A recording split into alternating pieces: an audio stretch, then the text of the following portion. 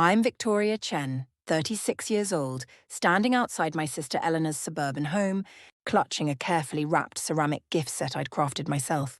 My stomach churns with familiar anxiety. Family gatherings have always been a test of my emotional endurance, but today feels different. Little does my judgmental family know that beyond what they see as my impractical career choice lies a beautiful truth. A husband who champions my dreams and a daughter who makes me feel complete. The doorbell chimes, sealing my fate. If you've ever hidden your greatest achievements from the very people who should celebrate them, you understand this moment. Like and subscribe if you've ever waited for the perfect opportunity to shatter everyone's assumptions about your life. Elena opened the door with her practiced professional smile, the same one she probably uses with bank customers.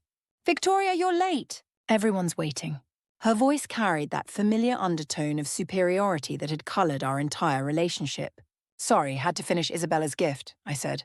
Though the truth was I'd spent 20 minutes in my car, gathering courage to face them all. My relationship with Elena had always been complicated. Growing up in our middle-class Connecticut home, Elena was the practical one-honor-roll student, debate team captain, headed straight for business school and a stable career. I was the dreamer, the one who chose art over economics, creativity over conformity. Our parents, Catherine and Robert Chen, had clear expectations. Mum had immigrated from Taiwan with dreams of financial security, while Dad built his accounting practice from nothing. They understood Elena's path toward banking, her steady promotions, her predictable life. My decision to leave a high-paying IT job to become a ceramic artist might as well have been a declaration of insanity. "Your sister knows how to be responsible," Mom would say, comparing my unconventional choices to Elena's mortgage payments and retirement planning. "Why can't you think more practically?" By 28, I'd reached my breaking point. While Elena climbed the corporate ladder at her regional bank, I shocked everyone by leaving my product manager position at a major tech company to pursue ceramics full-time. My parents were devastated. They'd sacrificed so much for me to have opportunities they never had, only to watch me throw it all away for what they saw as an expensive hobby. "IT work pays well," Dad would remind me during our increasingly tense phone calls. "Elena just got promoted to department head. She has security." I threw myself into my art, combining my tech background with traditional ceramics to create pieces that merged digital design with ancient techniques. My first major exhibition featured works exploring the intersection of technology and handcraft. The art world noticed. My family didn't attend. Elena's life progressed exactly as planned: a sensible suburban house, 2 children, a management position at the bank. My path led through experimental studios, international residencies, and eventually meeting Daniel Kim at a gallery opening featuring my latest ceramic installations. Daniel was unlike anyone I'd ever known, a 3D digital artist with gentle hands and an innovative mind. He understood my vision of blending traditional ceramics with cutting-edge technology. Our connection was instant and deep, a partnership that felt both romantic and creative. When we married in a small ceremony with close friends and fellow artists, I didn't invite my family. I told myself they wouldn't understand, but the truth was deeper. I couldn't bear to have their skepticism overshadow something so precious. Then came our journey to parenthood. After 2 years of fertility struggles, we chose adoption. The day we brought home Emma, an energetic 8-year-old with bright eyes and an immediate fascination with clay, my world transformed completely. "She's going to be an artist too," Daniel had said, watching Emma sculpt her first piece in my studio. I'd made the deliberate choice to keep Daniel and Emma separate from my birth family. Years of subtle disapproval had taught me to expect criticism. Eleanor would surely find fault with my unconventional marriage, my adoption decision, my career transition. My parents would compare Emma to Eleanor's biological children, question my choices, dismiss my happiness.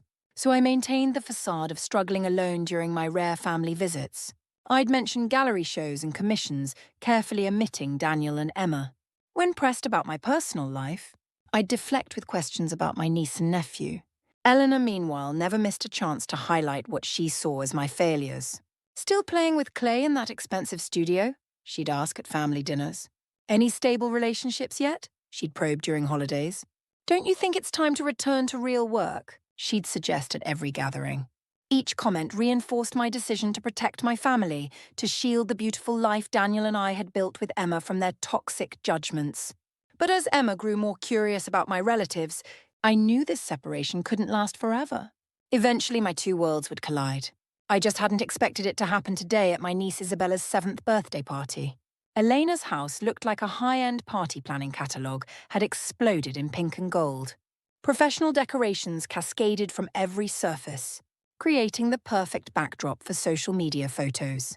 Everything was immaculate, coordinated, expensive, just like Elena herself. Aunt Victoria! Isabella rushed over in a designer dress that probably cost more than most people's weekly grocery budget. You came! Of course, birthday girl. I handed her the carefully wrapped ceramic tea set I'd created specifically for her. Child-sized pieces decorated with hand-painted flowers and whimsical creatures. I made this just for you. Is that pottery? Elena appeared beside us, examining the gift with barely concealed confusion. She wore a crisp white blazer and perfectly pressed pants, looking more like she was heading to a board meeting than hosting a children's party. Ceramic art, actually, I corrected, forcing a smile. Each piece is unique. How? Crafty. Her tone suggested this wasn't praise. Well, come in. Mom and Dad are here with Aunt Margaret and Uncle George. I steeled myself as Elena led me through her showcase home to the backyard, where professional entertainment was already in full swing. A bounce house, face painting station, and actual pony rides. Eleanor had spared no expense in creating the perfect childhood experience. Victoria! Mum approached with her usual air-kiss greeting. You look different. Have you been eating enough? You seem thinner. Translation. Your unconventional lifestyle is clearly taking a toll on your health. I've been busy with work, Mom. Just had a piece acquired by the Museum of Contemporary Craft. Still with the pottery? Dad appeared, beer in hand, his expression skeptical. Elena tells me her bank is hiring for their IT department. They need someone with your technical background. Good benefits, steady paycheck. My ceramics business is actually quite successful now, Dad, I said, accepting a glass of wine from a server Eleanor had hired. But thank you. Victoria, Aunt Margaret bustled over, her eyes scanning me with obvious curiosity. Still no husband, no children. Elena has such a beautiful family. When are you going to settle down and start thinking about your future? I took a large gulp of wine. Great to see you too, Aunt Margaret. For the next hour, I navigated through the crowd of Eleanor's banking colleagues and our extended family, fielding the same questions still single, still doing that art thing, still living in that expensive Manhattan loft. Each interaction reinforced why I'd kept my real life separate from these people. My phone buzzed with messages from Daniel, sending pictures of Emma working on a clay sculpture in my studio. She's making you a birthday present for Isabella. He texted with a photo of Emma's concentrated face as she shaped clay. Tell her I love her, I typed back, smiling at the image. What's making you smile? Finally joined a dating app. Elena appeared at my elbow, trying to peek at my phone screen. I quickly locked it. Just work stuff, I lied. She raised a perfectly sculpted eyebrow. On a Saturday? At your niece's birthday? Victoria, this is exactly why you're still alone. All work, no personal life. I have a personal life, I protested weakly. Right. Your pottery wheel and that oversized loft, she smirked. Anyway, we're doing cake soon. Try to look like you're enjoying yourself. Mom's been worried you're having another one of your artistic crisis phases. The artistic crisis reference stung. It recalled a difficult period after I'd left my IT job, when I'd struggled to establish myself in the art world. Elena had told everyone I was having a breakdown rather than acknowledging I was building something meaningful. I slipped into the house, finding a quiet corner to call Daniel. How are you holding up? He asked, concern evident in his voice. About as expected. Eleanor's particularly charming today. Want us to come early? Emma's getting restless anyway, and she's excited to meet her family. I considered it. Our plan was for me to endure 2 hours alone. Then Daniel would arrive with Emma as if picking me up. We'd introduce our family naturally, without drama. No, let's stick to the plan. I can handle another hour of condescension. You're stronger than all of them combined, Vic. Emma and I are so proud of you. His words gave me strength to rejoin the party. As I stepped back into the yard, Elena clinked her glass with a spoon. Everyone gather around for cake. Isabella's ready to make her wish. The crowd converged around an elaborate castle cake. I positioned myself at the back, checking my phone for the time. Just one more hour, then Daniel and Emma would arrive and I'd finally be free of this pretense. I had no idea Elena was about to deliver a public humiliation that would force my hand much sooner than planned. The cake ceremony began with all the theatrical flair Elena could muster. Isabella sat in a decorated chair that looked like a throne, wearing a plastic tiara that caught the afternoon light. Elena stood beside her daughter, the picture of accomplished motherhood and professional success. "Before we sing happy birthday," Elena announced, raising her champagne glass, "I want to thank everyone for celebrating my wonderful daughter with us today." The crowd murmured appreciation as Eleanor launched into what sounded like a prepared speech about family values and life achievements. I checked my phone nervously. Daniel and Emma would arrive in about 30 minutes. "Family means everything to me," Elena continued, her gaze sweeping the crowd until it landed on me. "That's why I'm so grateful that even my sister Victoria took time from her pottery studio to join us." My stomach dropped. I recognized that tone, the same one she'd used before announcing my college rejection to relatives, before telling my high school friends about my awkward teenage years. "Victoria has always been unique," Elena said with a tight smile. "While I focused on building a stable career and family, she's been focused on her art projects and bohemian lifestyle." A murmur of polite laughter rippled through the crowd. I felt my cheeks burning as all eyes turned to me. "Clay modeling, gallery showings, all very impressive," Elena continued, her voice dripping with condescension. "But gatherings like this really put life into perspective, don't they? Here's Isabella, surrounded by family, celebrating with her parents, grandparents, cousins. And then there's Victoria." I wanted to disappear into the professionally landscaped garden behind me. "Still playing with clay in that expensive Manhattan loft," Eleanor continued. "Still single at 36. Still pretending that kneading clay and making pottery is the same as building a real family, a real life." The crowd erupted in knowing laughter. Not everyone participated, but Elena's banking colleagues, our extended family, even some of the hired entertainment staff chuckled at my expense. "To Isabella," Eleanor concluded, raising her glass higher, "may you grow up understanding what truly matters: stability, responsibility, and real relationships." More applause, more laughter, more pitying glances in my direction. I stood frozen. Memories of similar humiliations flooding back. Eleanor announcing my IT job resignation as a mental breakdown. Elena telling family friends I was going through a phase. Elena dismissing my art as expensive therapy. But this time felt different. This time she wasn't just mocking me, she was unwittingly insulting my family, my choices, my beautiful life with Daniel and Emma. A life built on love, creativity, and mutual respect that made me happier than Elena, with all her conventional success, could ever understand. I pulled out my phone with trembling fingers and texted Daniel, "Come now. Bring Emma." His response was immediate, "On our way." What happened? I couldn't explain the storm of emotions raging inside me. Humiliation, yes, but also righteous anger. Anger at decades of being the family disappointment. Anger at hiding my happiness to protect it from their judgment. As everyone sang happy birthday to Isabella, I moved toward the gate connecting the backyard to the front driveway. In 20 minutes, Daniel would arrive with Emma. In 20 minutes, everything would change. The weight of my deception suddenly felt crushing. Why had I hidden my marriage? Why had I hidden Emma? What message was I sending to my daughter by pretending she didn't exist around my birth family? I watched Eleanor help Isabella blow out her candles. The perfect image of maternal success.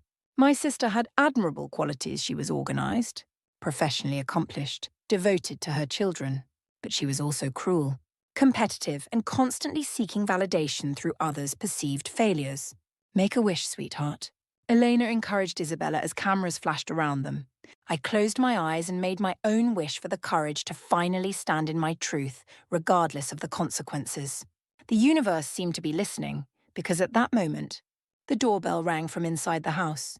Time slowed as I heard Elena's husband Marcus call out, "I'll get it!" My heart raced as I realized this was it. The moment of truth had arrived 20 minutes ahead of schedule. While Elena directed the cake distribution, I remained by the gate, memories flooding through me. All the times I'd stood up for myself professionally came to mind: the tech executives who'd doubted my leadership abilities, the gallery owners who'd tried to lowball my prices, the critics who'd dismissed my work as decorative craft. In my professional life, I was confident and assertive. Why had I allowed my family, especially Elena, to diminish me for so long? I thought back to the night I met Daniel 3 years ago at the Multimedia Arts Centre in Soho. My installation merging 3D printed ceramic elements with traditional throwing techniques had just opened to critical acclaim. Daniel had stood before my centerpiece, studying the way digital precision merged with handmade imperfection. "You're bridging two worlds," he'd said when he noticed me watching him. "The ancient and the futuristic. It's like you're creating a new language." We talked until the gallery closed, then continued our conversation at an all-night diner. By our third date, I knew he was different from anyone I'd ever met. He understood my vision, supported my ambitions, and celebrated my success rather than feeling threatened by it. When he proposed 8 months later, I said yes without hesitation. We married in a beautiful ceremony attended by fellow artists, tech professionals, and his warm, accepting family. I told myself my family wouldn't understand, wouldn't approve, wouldn't be happy for me. Looking back, I can see I was protecting myself from their judgment, but I was also protecting my joy from their criticism. Then came our fertility struggles, month after month of disappointment, followed by expensive treatments that tested both our finances and our emotional reserves. Daniel supported me through every setback, reminding me that family comes in many forms. Love makes a family, not biology. He'd said one evening as we researched adoption options, "There's a child out there who needs exactly what we have to offer." The adoption process was intense, endless paperwork, home evaluations, interviews, waiting periods. But the day we met Emma, everything clicked into place. She was 8 years old with curious eyes and artistic inclinations that matched my own. Her birth parents, young college students unable to provide for a child, had specifically chosen us because of our creative backgrounds. "We want her to grow up knowing that art matters," they'd written. "We want her to have parents who understand creativity." The first months with Emma were a beautiful adjustment period. Watching her discover clay work, seeing her face light up when she created something new, feeling her trust grow as she began calling us Mom and Dad. My family, the one I'd chosen and built with intention, filled spaces in my heart I hadn't known were empty. All this had happened alongside my career's explosive growth. My ceramic work was now featured in major museums. Tech companies commissioned pieces for their headquarters, and I'd begun teaching masterclasses at prestigious institutions. Daniel's digital art was gaining international recognition, and we'd started collaborating on projects that merged our skills. Yet to my birth family, I was still just Victoria the impractical dreamer, Victoria the single failure, Victoria the cautionary tale about choosing art over stability. The sound of voices in the hallway snapped me back to the present. I recognized Daniel's calm, confident tone responding to Marcus's surprised greeting. "Yes, I'm here for Victoria," Daniel was saying. "I brought someone special with me." I moved toward the back door just as it opened, revealing Daniel's familiar silhouette. Beside him stood Emma, her dark hair pulled back in a messy bun, clay still visible under her fingernails from her morning studio session. She wore her favorite purple dress and carried a small ceramic sculpture she'd been working on. The backyard fell silent. All conversations stopped as every eye turned from the birthday celebration to the unexpected arrivals. Elena stood frozen cake server suspended in midair, her mouth forming a perfect circle of shock. "Victoria," Daniel called, spotting me across the yard. "Sorry we're early." Someone couldn't wait to meet her family. Emma, hearing my name, looked around until she found me. Her entire face lit up with joy and she ran toward me. "Mom," she called out, launching herself into my arms. "I finished the piece for Isabella. Can I give it to her now?" As I held my daughter close, breathing in her familiar scent of art supplies and childhood sweetness, I felt the weight of years of deception finally lifting. The truth was out, and in that moment, I couldn't remember why I'd been hiding it for so long. I lifted Emma higher in my arms, kissing her forehead as she snuggled against me. The backyard remained eerily quiet, everyone frozen in shock. Elena stood by the cake table, her professional composure completely shattered. My parents sat at the main table, identical expressions of confusion and disbelief on their faces. Aunt Margaret had actually dropped her fork, leaving a smear of frosting on her silk blouse. Daniel approached us, placing a steady hand on my back. "Sorry to interrupt the party," he said cheerfully, seemingly oblivious to the stunned silence. Emma was too excited to wait any longer to meet everyone. Emma, suddenly aware of all the strangers staring at her, pressed closer to my neck. "There are so many people, Mom," she whispered. "It's okay, sweetheart," I assured her. These are your relatives. Your family. Elena was the first to recover, setting down the cake server with a sharp clatter. Victoria, she said, her voice unnaturally high. What's happening here? Who are these people? I took a deep breath, drawing strength from Emma's warm weight in my arms and Daniel's solid presence beside me. Everyone, I'd like you to meet my husband, Daniel Kim. And this, I kissed Emma's hair, is our daughter, Emma. She's 8 years old. The yard erupted in a chaos of exclamations and questions. Husband! Daughter? 8 years old? When did this happen? How long have you been married? My mother stood shakily, gripping my father's arm for support. Victoria Chen, she said, using my full name as she always did when upset. Are you telling me I have a granddaughter I've never met? That you've been married without telling your own family? Before I could answer, Elena stalked toward us. Her face flushed with anger and embarrassment. This is some kind of performance, isn't it? You hired actors to make some kind of point? Because after years of coming to family events alone, letting us worry about your future, suddenly producing a secret family seems convenient. Daniel stepped slightly forward, his expression remaining calm but firm. I assure you we're very real. Victoria and I have been married for 3 years. We adopted Emma when she was 5. Adopted? My father's voice carried across the yard, heavy with implication. Yes, adopted, I replied, my voice stronger than I'd expected. After our fertility treatments didn't succeed, Isabella, bless her heart, broke through the adult tension by tugging on Elena's jacket. Mom, does this mean I have a cousin? Can she play with me? Elena ignored her daughter, still staring at me with a mixture of shock and betrayal. I don't understand. Why would you hide this from us? Are you ashamed of them? Ashamed of us? I laughed, surprising myself with the sound. Ashamed of them? They're the best things that ever happened to me. I kept them separate from this family because I was protecting them. Protecting them from what? Mom asked, moving closer. Her eyes fixed on Emma with an expression that made me instinctively tighten my hold. From exactly what happened today, I said quietly. From the judgment, the dismissal, the constant message that my choices are wrong or insufficient. An uncomfortable silence settled over the gathering. Several guests, Elena's banking colleagues I barely knew, began discreetly moving toward the house. Sensing this was becoming a private family matter, Marcus, always diplomatic, stepped forward. Maybe we should move this conversation inside? Isabella can continue her party with her friends while the adults talk. Elena whirled on him. Are you serious? My sister shows up with a secret family in the middle of our daughter's birthday party. And you want to just casually discuss it? It's not about you, Elena, I said, finding my voice. Not everything is. She turned back to me, eyes flashing. You chose our family celebration to stage this dramatic revelation. That makes it about me. About all of us you've been deceiving. I didn't plan the timing, I started, but caught myself. I had planned it, just not like this. I was going to introduce them today, yes. But your little speech about me playing with clay and pretending to build a real family forced my hand. My mother approached cautiously, her eyes never leaving Emma. She's beautiful, she whispered. She has your eyes. Your artistic hands. Emma peeked out from my shoulder, studying my mother with curiosity. Are you my grandma? She asked in her clear, direct way. Mom's eyes filled with tears. I am, sweetheart. I'm your Grandma Catherine, and I'm so very happy to meet you. Dad joined her, his expression mixing hurt with wonder. Why, Victoria? Why didn't you tell us? I looked at my parents, really looked at them perhaps for the first time in years. They appeared older, more fragile, their faces showing the weight of time and worry. Behind the hurt in their eyes, I could see genuine confusion. In their minds, they had always loved and supported me, even when they couldn't understand my choices. Because I needed to build my family without judgment, I said finally. Because every time I'm here, I leave feeling like my choices are wrong, like my life is disappointing. I couldn't bear to have you make Daniel and Emma feel that way too.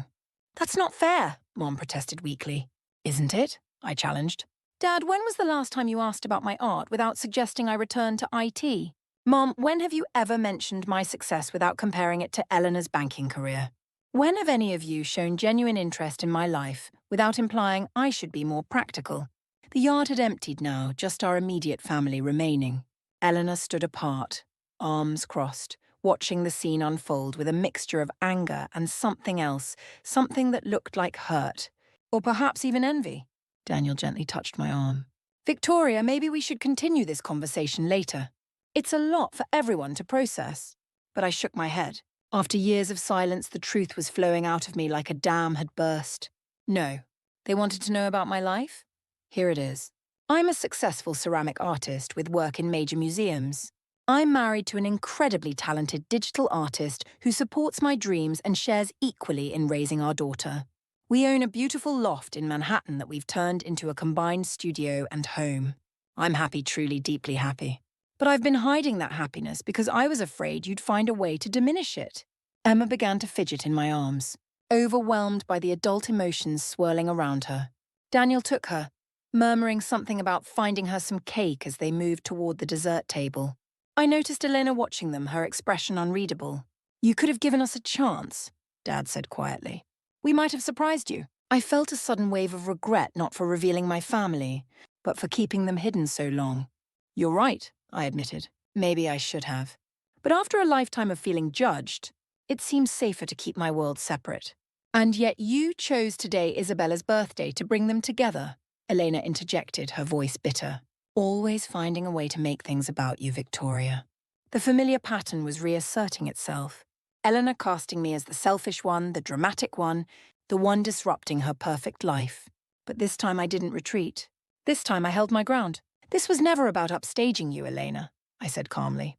This was about finally being honest about who I am and the family I love. As Daniel returned with Emma happily eating a piece of cake, I realized we had reached a turning point. The secret was out. My worlds had collided. And now we would all have to figure out what came next. The adults relocated to Eleanor's formal living room, while the remaining children continued playing in the backyard under supervision. Emma, after initial shyness, had been delighted to meet her cousin Isabella and was now part of the birthday celebration.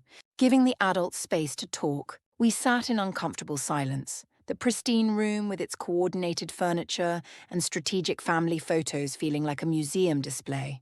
Elena perched on the edge of her leather sofa, legs crossed defensively, while Marcus stood behind her. My parents occupied the love seat, looking stunned. Daniel and I sat across from them, his hand resting reassuringly on my knee. So, Eleanor finally broke the silence. 3 years of marriage, a child, a successful business, all of this happening while you continued coming to family events alone, accepting our concern about your future, letting us believe you were struggling financially. That's quite an elaborate deception, Victoria. Eleanor, Marcus cautioned, but she held up a hand. No, I want to understand this. Because from where I'm sitting, my sister has been lying to our faces for years, making us worry about her well-being when she was actually living this secret life she apparently thought we weren't worthy of knowing about. I felt Daniel tense beside me, but I squeezed his hand, signaling I would handle this. It wasn't about worthiness, I said carefully. It was about protecting something precious to me. Protecting it from what? Your family who loves you? Mom's voice wavered between hurt and confusion. I took a deep breath. From the constant criticism, from the subtle dismissals, from having every choice I make questioned or belittled. That's unfair, Elena protested. We've always been supportive. Have you? I met her gaze directly. When I left IT to pursue ceramics, you told everyone I was having a breakdown.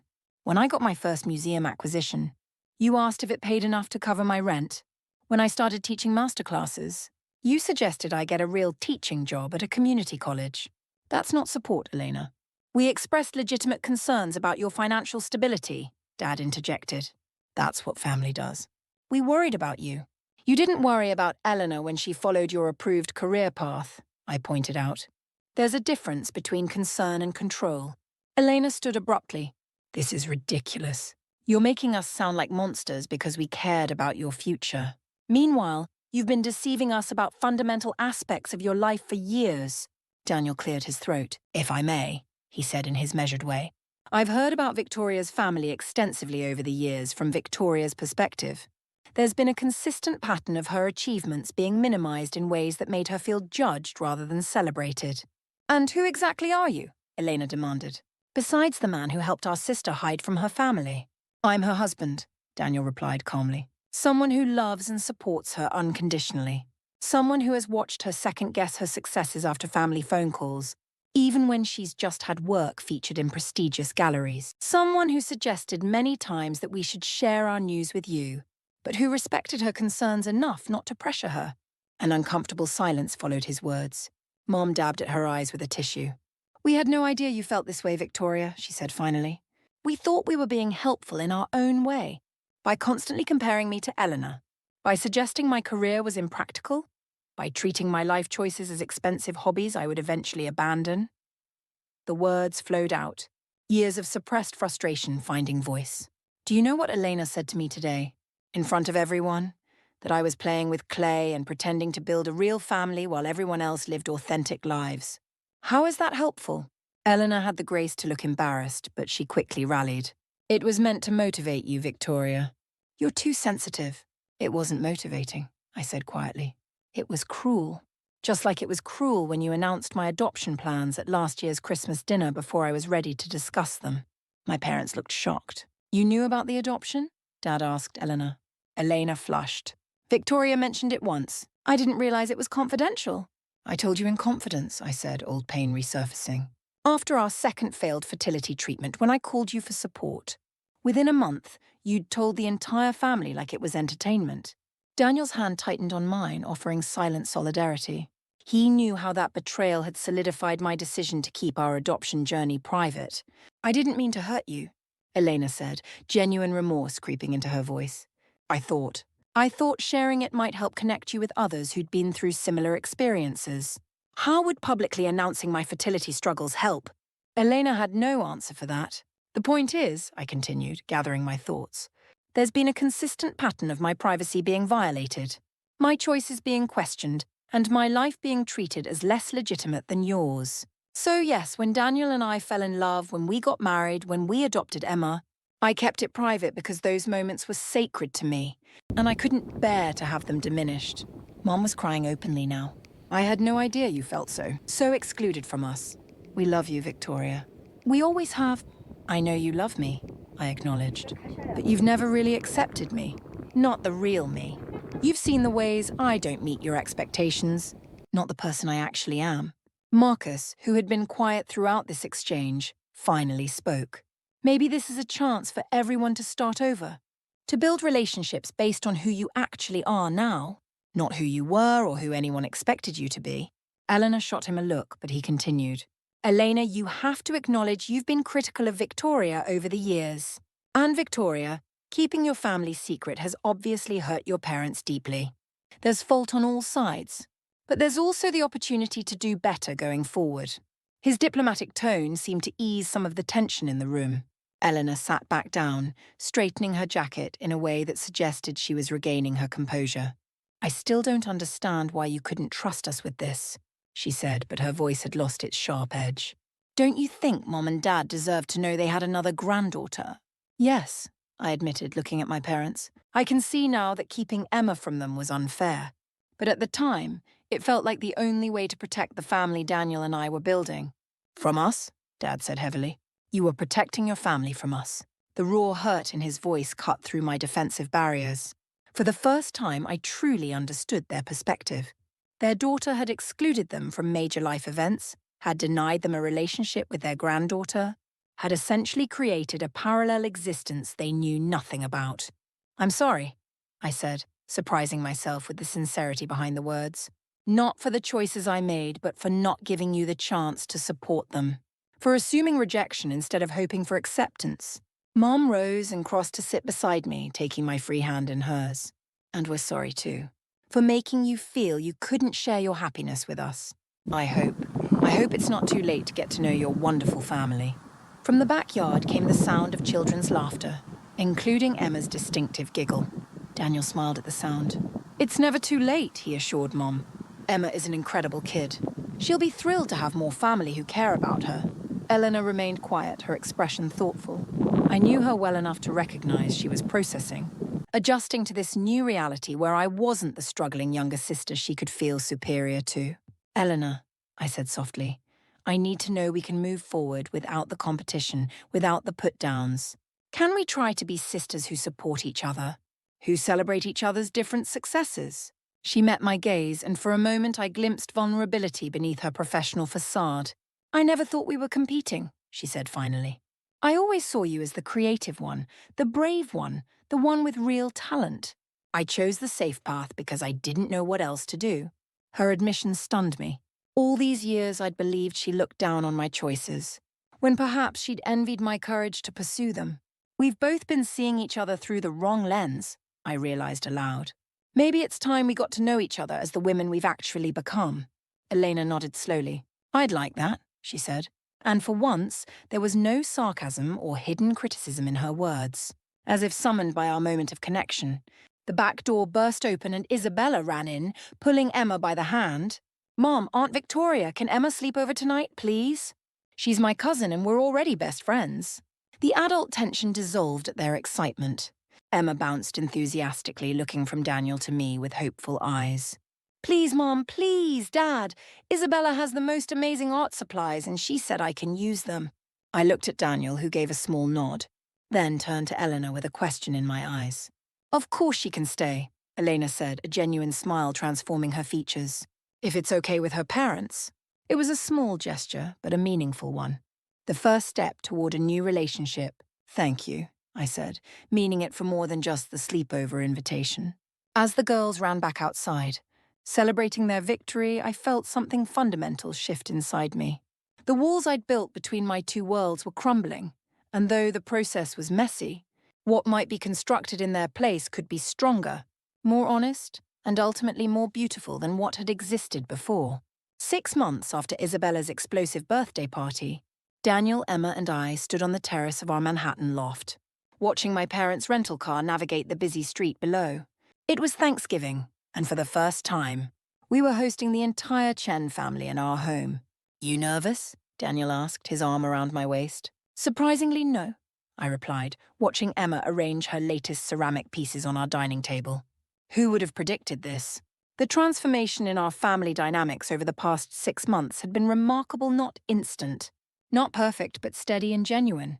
After the initial shock and confrontation at the birthday party, we'd committed to starting over with regular visits and honest communication. My parents had visited New York the following weekend, eager to make up for lost time with their granddaughter. Mom had brought albums of my childhood artwork, showing Emma how I'd always been drawn to creating with my hands. Dad had been quieter, but I'd caught him wiping away tears as he watched Emma work alongside me in my studio.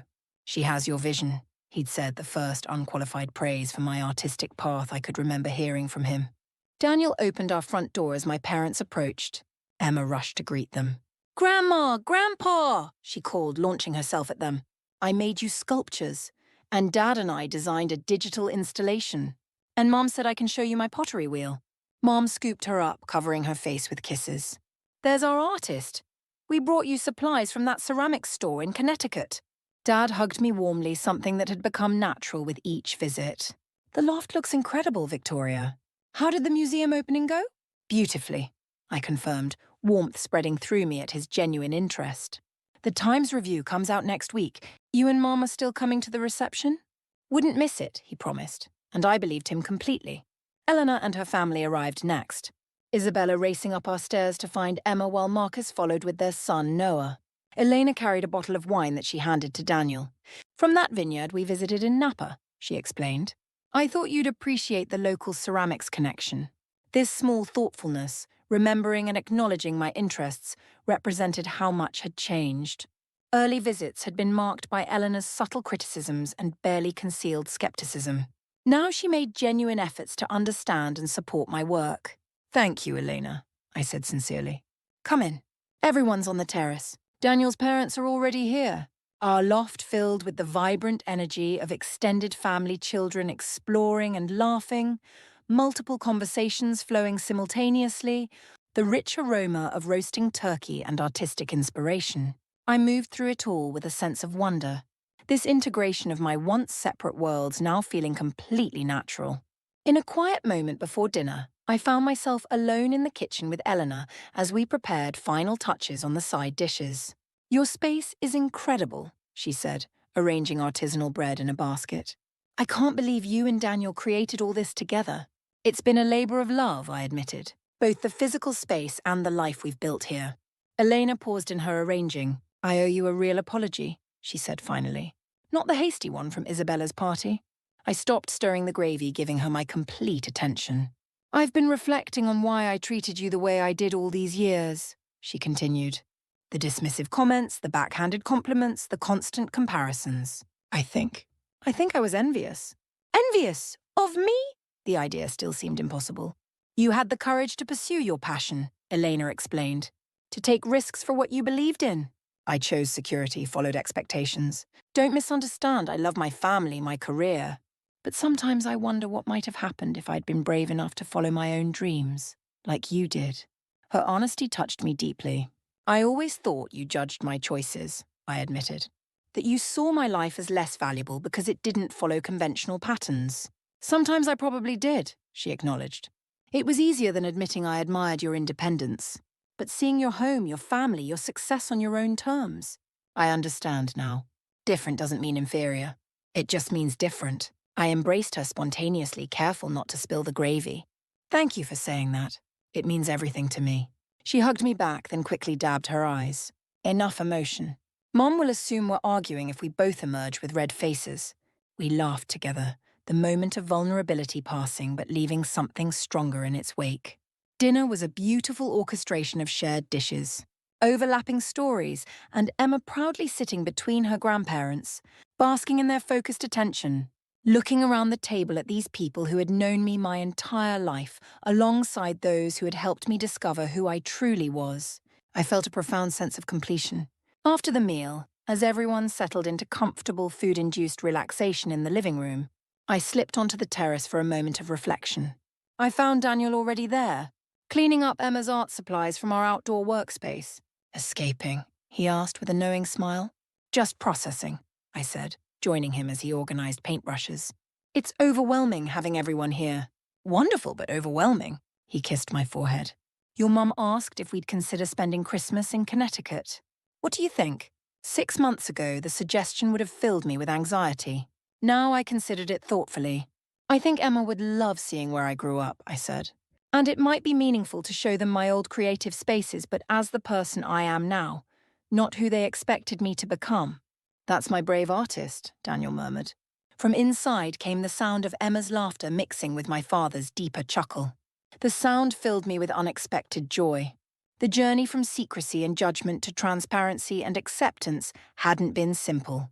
There had been difficult conversations, old wounds exposed, boundaries established and respected.